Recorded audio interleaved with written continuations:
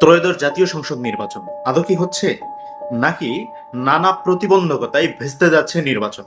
শরীফ ওসমান হাদী হত্যা হলো, আমরা দেখতে পেলাম স্বেচ্ছাসেবক দলের নেতা হত্যা হলো, শাহবাগে ইনকেলাব মঞ্চ স্থায়ীভাবে আন্দোলন শুরু করল, সেখানে অঘোষিতভাবে জামাত এবং জামাত সমর্থিত রাজনৈতিক দল এবং সংগঠনগুলো স্থায়ীভাবে আন্দোলনের একটি মহাযজ্ঞ তৈরি করল।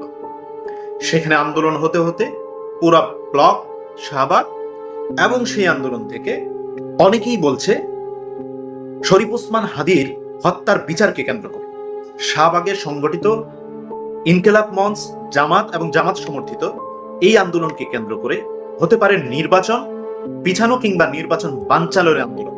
শরীফ ওসমান হাদী যেদিন মৃত্যুবরণ করেন, ঠিক ওই মুহূর্তের পরে শাহবাগে যখন আন্দোলন সংগঠিত হয়, সেই সময়টাকে কেন্দ্র করে দুটি গণমাধ্যম এবং কালচারাল সেন্টার এগুলোর উপরে আক্রমণ হয়।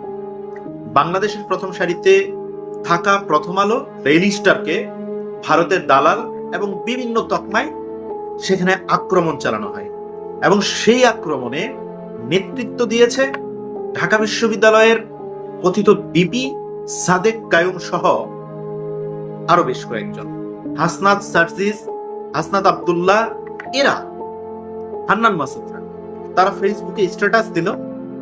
তারা পরবর্তীতে দেখতে পেলাম তাদেরকে গ্রেপ্তার না করে কিছু আলেমদেরকে ঠিক 12 তারিখের আগে যদি হয় জামাত নির্বাচনে অংশ নিচ্ছে না, প্রত্যাহার করছে, কিংবা জামাতের জোট নির্বাচনকে প্রত্যাহার করছে।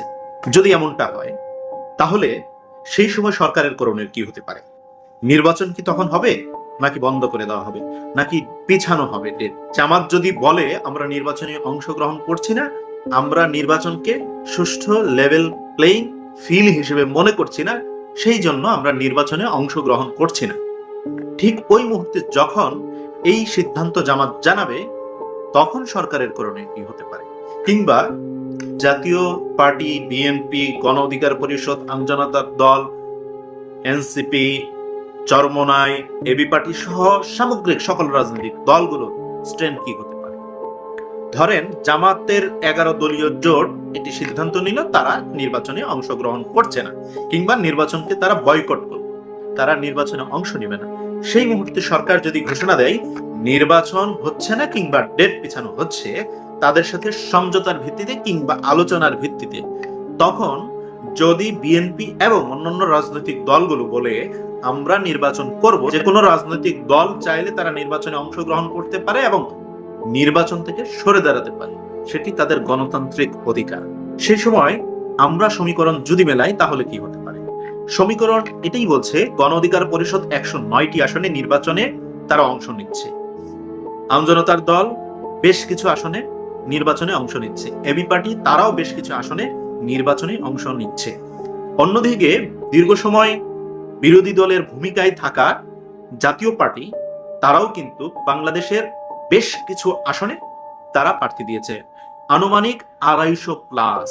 যদি জামাত তাদের এই বক্তব্যে আসে যে তারা নির্বাচনে অংশ নিচ্ছে না, নির্বাচনকে তারা মনে করছে লেভেল প্লেন হচ্ছে না, ঠিক ওই মুহূর্তে জাতীয় পার্টি এবং অন্যান্য রাজনৈতিক দল যারা নির্বাচনে অংশগ্রহণ করছে এবং যারা মনে করছে নির্বাচনটি লেভেল প্লেন হচ্ছে, তখন যদি সরকার ইচ্ছেও করে যে নির্বাচনকে পিছিয়ে দেওয়া হবে কিংবা নির্বাচনের ডেট পরিবর্তন হচ্ছে কিংবা নির্বাচন হচ্ছে না, সেটি সম্ভব নয়। কাজেই এই দিবাস্বপ্ন দেখে যে নির্বাচন পিছাচ্ছে কিংবা নির্বাচন হচ্ছে না, সেটা একদমই বোকামি।